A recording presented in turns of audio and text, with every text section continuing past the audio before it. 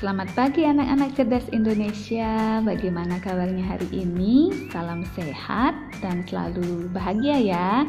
Nah, hari ini kita akan membahas materi tentang kesimpulan. Adapun tujuan pembelajaran kita hari ini adalah yang pertama, siswa mampu menjelaskan pengertian kesimpulan dengan benar.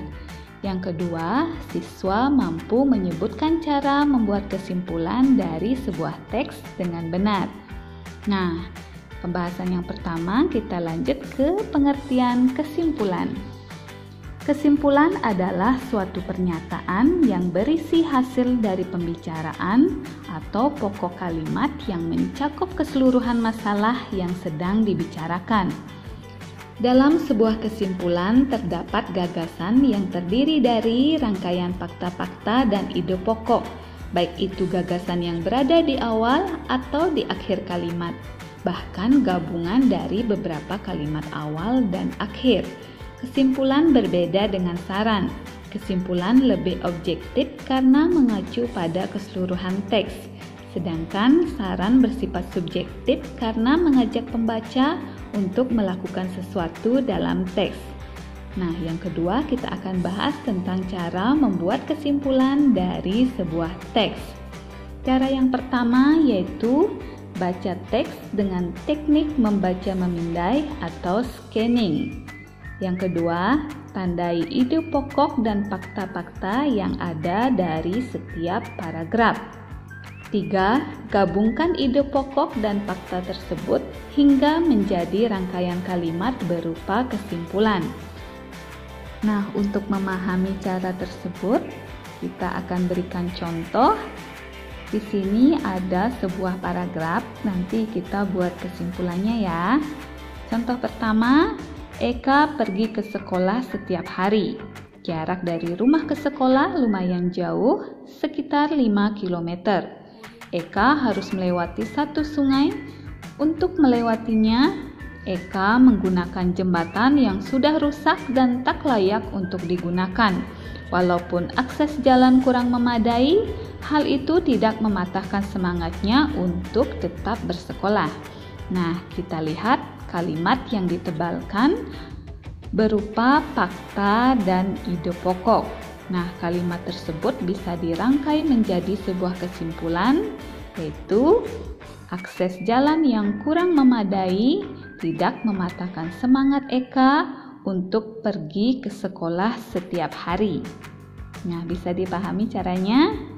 Ya, lihat kalimat yang ditebalkan. Ya, itu berupa fakta dan ide pokok. Itu bisa kita rangkaikan menjadi sebuah kesimpulan seperti tadi yang sudah disebutkan. Nah, selain perangkaian ide pokok atau fakta di atas, kesimpulan bisa juga terletak pada akhir teks berupa pernyataan ide pokok itu sendiri. Kita lihat contohnya ya. Kita lihat paragraf berikut ini. Melakukan suatu hal secara berkesinambungan disebut konsisten. Orang yang konsisten akan terbiasa melakukan sesuatu secara rutin dan terstruktur. Dengan konsisten juga dapat membuat diri seseorang menjadi pribadi yang kuat dan tangguh serta teguh dalam menjalani suatu hal. Jadi, konsisten dapat memberikan beberapa manfaat pada diri sendiri. Nah, kita lihat bagian akhir atau kalimat terakhir dari paragraf tadi.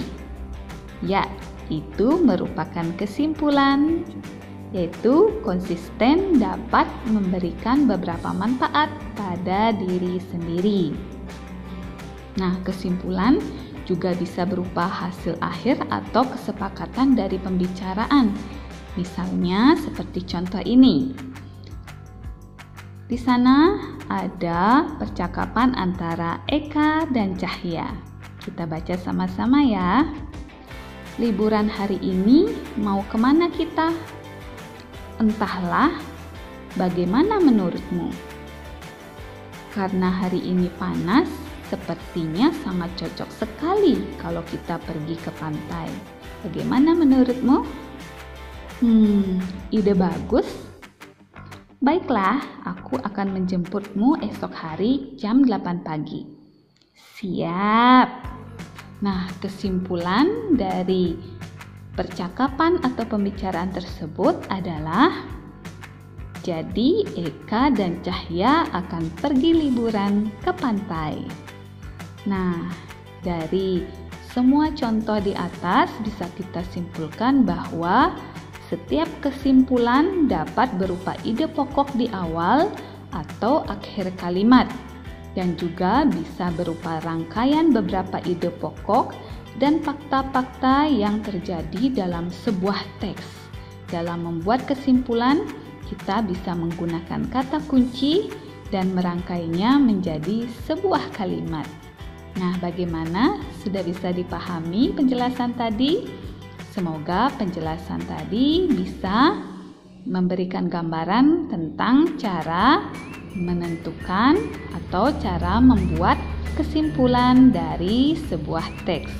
Nah, demikian materi kali ini. Semoga bermanfaat dan bisa menambah wawasan kalian. Terima kasih dan sampai jumpa lagi di video berikutnya. Dadah!